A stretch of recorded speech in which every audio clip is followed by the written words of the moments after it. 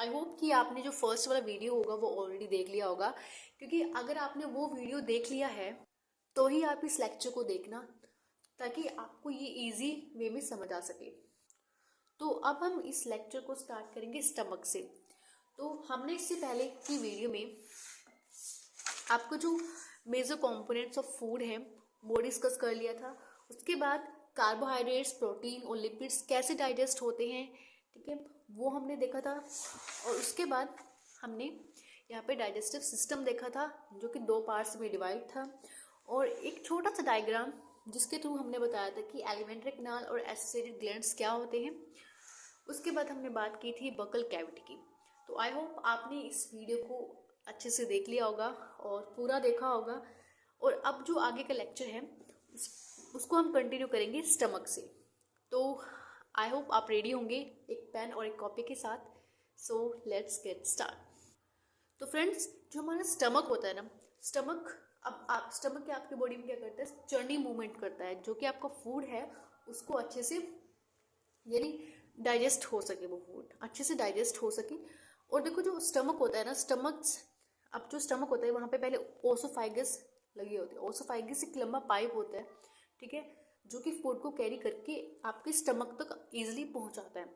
अब कुछ स्टमक के कुछ पार्ट हैं, जैसे फंडस, कार्डिक, बॉडी और पाइलोरिक।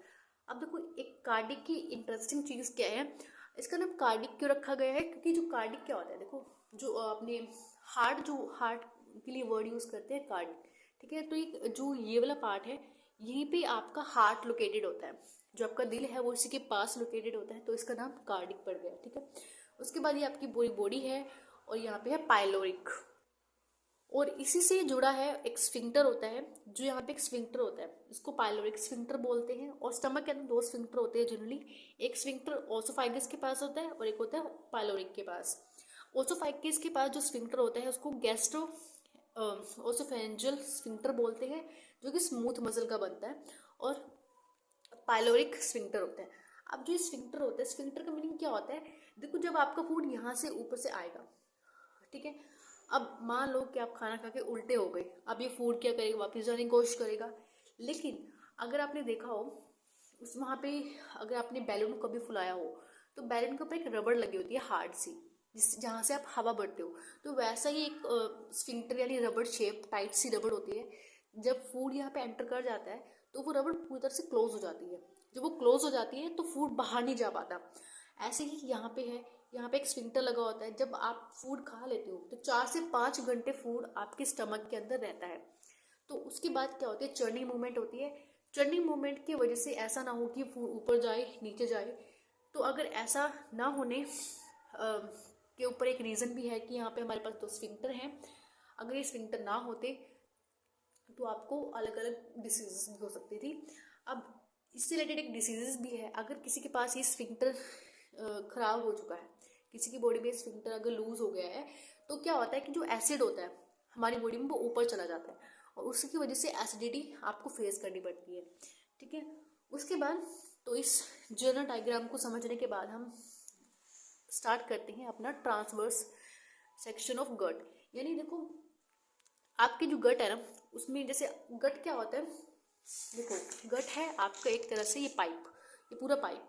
अब आप इस पाइप को कहीं से भी है तो यहाँ से ओसोफाइगस से काट लो, या स्टमक से काट लो, या कोई भी इंटेस्टाइन की एक ट्रांसवर्स सेक्शन ले लो, ठीक है। जब हमने इसको यहाँ से काटा तो हमें कुछ इस तरह का दिखाई देगा, ठीक है, ये, ठीक है। यहाँ पे इसके अंदर आपका जो, इसको ल्यूमिन बोलते हैं, ल्यूमिन के अंदर आपका फूड जाता है। अब जो ये जो लेयर है सारी, तो ये लेयर क्या करती है, इनका अपना अलग अलग फंक्शन होता है। तो सबसे पहले तो आपको लेयर्स को याद करना होगा, ठीक है, जिसमें सबसे पहले जो बाहरी लेयर है उसको बोलते हैं सिरोसा।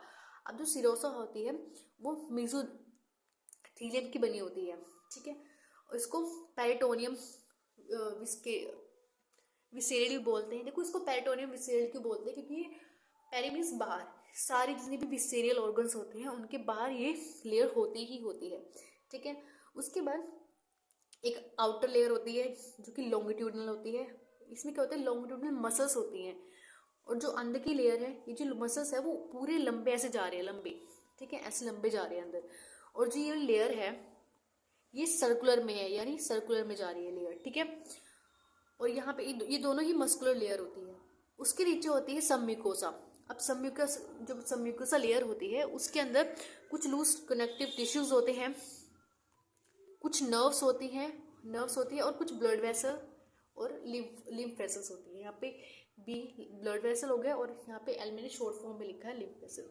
उसके जो सबसे अंदर, यानी सबसे अंदर म्यूकोसा लेयर होती है। अब म्यूकोसा का काम क्या होता है, ये म्यूकस प्रोड्यूस करती है।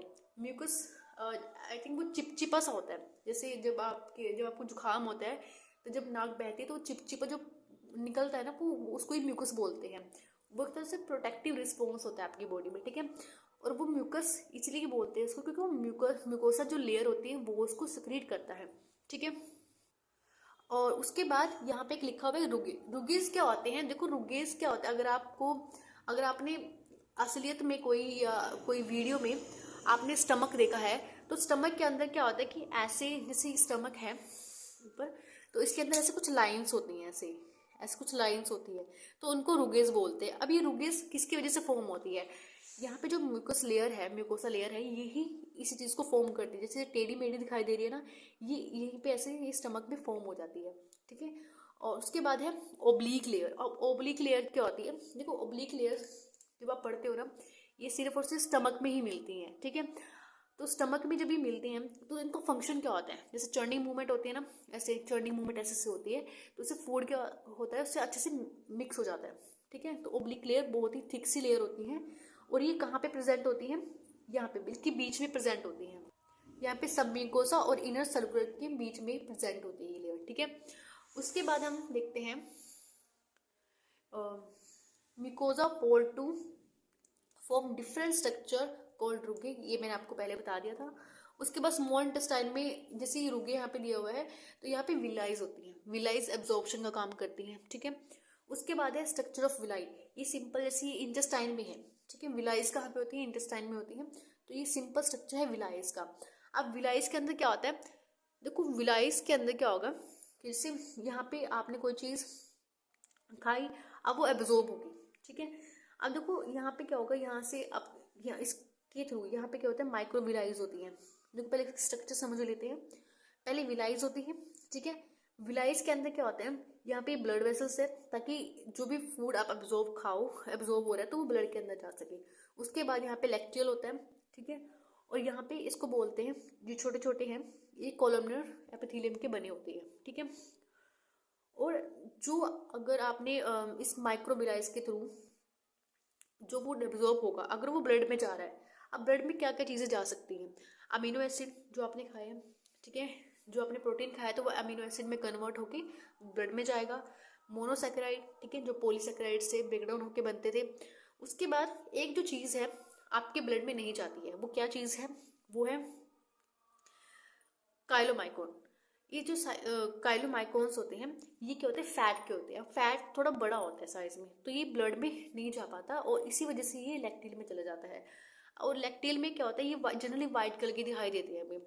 ये वाइट कलर की क्यों होती है, क्योंकि इसमें जो फैट होता है वो जनरली वाइट कलर का होता है, इसलिए हमें ये भी लैक्टिल जो होती है वाइट कलर की दिखाई देती है। उसके बाद है यहाँ पे इंटेस्टाइनल ग्लैंड्स भी होते हैं, जो कि ये भी इंटेस्टाइनल्स जो जो इंटेस्टाइन का जूस होता है वो सक्रीट करती है, ठीक है। और जो ये विलाइज है ये म्यूकोजा में बनी हुई है, ठीक है। म्यूकोजा ही विलाइज बना रही है, सब म्यूकोजा विलाइज नहीं बनाती, ठीक है। उसके बाद है लीवर। अब देखो जो लीवर है, लीवर क्या काम करता है, बाइल बनाता है, ठीक है। हमने पहले भी पढ़ा था लीवर क्या काम करता है, बाइल, ये बाइल का फॉर्मेशन करता है। अब देखो ये सिंपल सा स्ट्रक्चर है लीवर का। देखो जो लीवर होता है ना, लीवर दो फेजेस में होता है, यानी उसके दो पार्ट होते हैं, ठीक है। जो आगले वाला पार्ट होता है, यानी ये दोनों से क्या होता है, ये पूरा लीवर जो होता है ये इसके अंदर क्या होते हैं, इसमें हिपैटिक लोब्यूल्स होते हैं और उन्हीं लोब्यूल्स के अंदर हिपैटोसाइट्स होते हैं, यानी साइट्स मीन सेल, ठीक है। हिपैटो इसलिए यूज किया क्योंकि हिपैटो का मीनिंग ही लीवर से है। जहाँ पे भी आपको हिपैटिक वर्ड दिखाई दे या कहीं पे भी आप सुनो तो उसका मीनिंग लीवर से जुड़ा हुआ है, ठीक है। जैसे आपने हिपैटोसाइट सुने, हिपैटो यानी हिपैटो लीवर के सेल, ठीक है। उसके बाद क्या होता है, यहाँ पे दो डक्ट्स आती है, ये क्या करती है, लीवर से बाइल कलेक्ट करती हैं। बाइल कलेक्ट करके, अभी जैसे आप हमेशा तो फूड नहीं खाते, तो वो जो बाइल है वो कहीं ना कहीं जाके स्टोर होगा, तो वो गॉल ब्लैडर के अंदर स्टोर हो जाता है। ठीक है, gall bladder just green colour में होता है कुछ वो, तो यहाँ पे जाके वो जितना भी बाइल है वो यहाँ पे कलेक्ट हो जाता है। उसके बाद जो बाइल की डक्ट है उसको क्या बोलते हैं, सिस्टिक डक्ट। ये गॉल ब्लैडर है आपका। उसके बाद जो गॉल ब्लैडर का फंक्शन क्या होता है, ये स्टोर करता है कंसनट्रेटेड बाइल। ठीक है, उसके बाद यही जो चीज़ है, ये जो अगला जो डक्ट है, ये कनेक्ट करती है पेनक्रियाज से। पेनक्रियाज की ये कॉमन डक्ट होती है। ठीक है, कॉमन बाइल डक्ट इसको बोलते हैं। और जब एक लीवर और पेनक्रियाज की जो डक्ट होती है आखिरी, उसको क्या बोलते हैं, हिपैटो पेनक्रियाटिक डक्ट। ठीक है, अब देखो मैंने इसी डायग्राम को थोड़ा सा इजी वे में बनाया है ताकि आपको यहाँ पे अच्छे से समझ आ सके। देखो इस डायग्राम में क्या है, ये लीवर है आपका, लीवर से ये डक्ट आ रही है जो ये हिपैटिक डक्ट है, और जो उसका बाइल है यहाँ पे गॉल ब्लैडर में स्टोर होगा। उसके बाद ये जो कॉमन बाइल डक्ट है वो पेनक्रियाट की जो डक्ट है उससे कनेक्ट है। उसके बाद जो हिपैटिक और पेनक्रियाटिक जो डक्ट है वो मिलकर क्या बनाती है, हिपैटो पेनक्रियाटिक डक्ट। और यही जो डक्ट है यहाँ पे एक स्फिंक्टर के थ्रू खुलती है, जिस स्फिंक्टर का नाम है स्फिंक्टर ऑफ ओडी। ठीक है, जब भी आपका फूड यहाँ पे आता है तभी ये जो स्फिंक्टर है खुलता है, उसके बाद वो डिओडिनम में एंटर कर पाता है। ठीक है, उसके बाद हम पढ़ते हैं जो स्लाइवरी की ग्लैंड है वो क्या सक्रिएट करते हैं। अब देखो जो स्लाइवरी है इसके तीन पेयर होते हैं, यानी जो ग्लैंड है आपके तीन पेयर हैं। और वो जो ग्लैंड है, पहला सबसे लार्जेस्ट ग्लैंड पैरेटिड ग्लैंड जो कि कान के पास होते हैं। ठीक है, एक ये इस साइड की तरफ है और दूसरा उस दूसरे वाले कान की तरफ है। ठीक है, ये भी पेयर में है। उसके बाद है सबलिंगुअल। देखो जो सबलिंगुअल क्या होता है, कुछ ड्रग्स भी होती हैं, आपने सुना होगा, तो सबलिंगुअल यानी जीभ के नीचे रख देंगे उसको और वो वहीं से एब्जॉर्ब हो जाती है। ठीक है, तो उसको बोलते हैं सबलिंगुअल डक्ट्स। ठीक है, सबलिंगुअल स्लाइवरी ग्लैंड होता है। उसके बाद सबलिंगुअल के नीचे ही सब मैक्सिलरी और सब मैंडिबली ग्लैंड्स होते हैं जो कि आपका स्लाइवा रिलीज करते हैं। ठीक है, उसके बाद हम थोड़े से स्लाइवा के कंपोनेंट्स देख लेते हैं, स्लाइवा के अंदर क्या क्या चीज़ें प्रेजेंट होती हैं। अब देखो स्लाइवा का जो पीएच है 6.8 है। ठीक है, और स्लाइवा के अंदर म्यूकस भी होता है। म्यूकस मैंने आपको बताया था एक तरह से एंटी बैक्टीरियल होता है, यानी वो बैक्टीरिया को अंदर जाने से रोकता है, उसको वहीं पे स्टक कर लेता है। अब म्यूकस का बहुत अच्छा रोल भी है हमारे स्टमक में, वो हम आगे आने वाली वीडियोस में जानेंगे। देखो जो स्लाइवा होता है ना, उसके अंदर कुछ एंजाइम्स मिलते हैं, कुछ इलेक्ट्रोलाइट्स होते हैं और लाइजोजाइम्स होते हैं। इलेक्ट्रोलाइट्स कौन कौन से होते हैं, सोडियम, पोटेशियम, कैल्शियम और कार्बोहाइड्रेट्स वगैरह होते हैं। ठीक है, उसके बाद है एंजाइम्स कुछ होते हैं, स्लाइवरी माइलेज होता है, स्लाइवरी माइलेज को टाइलिन भी बोलते हैं, और ये हाइड्रोलाइटिक एक्शन शो करता है। जैसे ये स्टार्च है हमारे पास, आपने कोई भी चीज़, फॉर एग्जांपल स्टार्च होता है पोटैटो के अंदर। ठीक है, जब आप पोटैटो खाते हो तो जो आप स्टार्च खा रहे हो उसको कौन डाइजेस्ट करेगा, स्लाइवरी माइलेज। ठीक है, और उसका पीएच क्या होना चाहिए, 6.8। ठीक है, लेकिन जब अगर आप मान लो उसका आपका माउथ का जो पीएच है वो बढ़ गया, यानी घट गया, सपोज जैसे आपने कोई नींबू खा लिया। ठीक है, जब आप लेमन खाते हो तो उसका पीएच क्या होता है, बहुत ज़्यादा कम हो जाता है। जब पीएच कम होगा तो चीज़ एसिडिक होगी। ठीक है, तो जब आपके माउथ में एसिडिटी ज़्यादा होगी तो वो जो अच्छे से डाइजेस्ट नहीं कर पाएगा स्टार्च आपके मुंह में अच्छे से, क्योंकि वो वहाँ पे एसिड बढ़ चुका है, क्योंकि पीएच तो वहाँ पे है ही नहीं।